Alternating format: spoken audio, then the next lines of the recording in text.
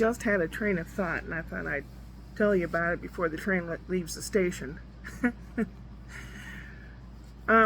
There's so much going on and so much in the news. And we're a society of communication, instant gratification for finding answers to questions that you used to ask your friends. You know, like, who played that part in that movie? Oh, yeah, this actor or that actor. Okay? Now you can look it up yourself instantly. Find out when the movie came out. You can find out how much money it made. You can find out all the actors in it. And then you can look up separate actors and find out what they've done. And it's just amazing, the information that you have at your fingertips. That did not exist when I was a kid. We had encyclopedias. Not everyone had encyclopedias. We had libraries where you'd go and check out a book to do a report on or something. Now everything's instant. But what I wanted to talk about is all this craziness, this political craziness stuff. And mass society has gone stupid.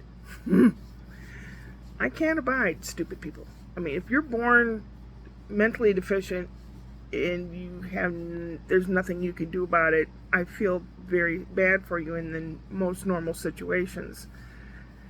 But if you're just plain stupid and you don't make the time to learn anything or do anything, I don't want to waste my time on those kind of people. I'm sorry. Am I an elitist? An intelligent elitist, I guess? I don't know. Maybe. You know, people have to be smart to be able to argue.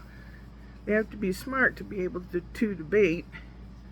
I just thought of that. Maybe that's why Humpty Dumpty doesn't want to debate, because he knows that Kamala Harris is smart. Well, I think I have to check it out. I haven't been on the computer all day. I think Kamala has picked Pete Buttigieg for vice president. I hope so. He's a nice guy, and he's very well spoken, and he stays on point. We need that. We need people that are succinct and precise and don't wander all over. I mean, I wander with my conversations, but if I were running for an office or something, you have to present the information in a factual way and not wander all over the place. Someone I talked to said, I don't understand how a lot of people voted for him. And I said, well, I understand that. I mean, they felt that they were getting the wrong end of a deal. And, you know, it's something new. We're going to try the different Republican Party or whatever. And they did have some other guys interested in it. Why they dropped out, I'm not sure. There's a lot of muscle. Backdoor muscle. Wait a minute, that doesn't sound right. You know, like bullies. You know, they say, you do this and I'll cream you. You know, so don't do it. You better drop out or I'll cream you. You know, and people, they don't want their family messed with. They don't want their lives ruined, so they'll do whatever. It's gotten very ridiculous. Very ridiculous indeed. And it just leads me to wonder, you know, I've studied propaganda. There's like, well, everyone's doing it. That's one of the 7 types of propaganda. Everyone's doing it. Jump on the bandwagon. It's called the bandwagon approach. Celebrity endorsement is another one. Repetition. When you have advertising, it's the repetition, like a radio commercial. You must name that product 3 times within the time allotted for your radio commercial, because repetition sticks in people's minds. And public has a short memory. So the more you blurt it out there, the more people are going to go, oh yeah, oh yeah. And then pretty soon they don't even consciously listen. They just hear it in the background, but it's still going in their head. Like when people learn languages while they're sleeping, listening to stuff. You still hear something and you still learn something. May not be a conscious effort, but it's a surrounding thing. And that's one thing that Humpty Dumpty has, he repeats himself over and over and over, and he comes up with harebrained tales that make your eyes go, what? And I came up with an analogy. Say you're at home doing the dishes and your friend calls you and says, hey, it's raining over here. Is it raining over there? You say, well, it was sprinkling earlier. He goes, was it sprinkling chocolate? No. It was raining chocolate drops over here. What? No, really. Call Margaret. Ask her. So she calls up Margaret, who this person has already talked to. Says, raining chocolate drops? Is that possible? She goes, well, it must be. She said she's putting pans out on the patio trying to collect chocolate. Really? Pretty soon, 3 or 4 people, they tell each other, and it's raining chocolate drops. And maybe someone wants this rumor of raining chocolate drops to go further. So they talk to a manager or an agent, and they go, hey, you got a pretty good name actor? We've got a 20-second spot for him. 20-second spot? Yeah, it pays $1,000. What? Yeah, 20 seconds. That's all he's got to do. He just says, got to say I'm so-and-so, and goes, well, yeah, I have a couple guys that haven't worked for a while. I'll call them up.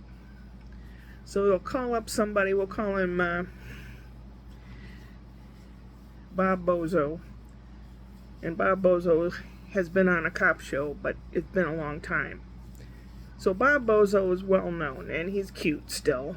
And so the agent calls Bob Bozo and says, I got a pretty good deal for you. Pretty sweet. $1,000 for 20 seconds of endorsing a chocolate company. Really? What company is that? He goes, well, I don't know. They didn't tell me, but here's your lines. It's raining chocolate. Hi, I'm Bob Bozo. Did you know it was raining chocolate? That's all you gotta say. $1,000. Okay, I'll take the job.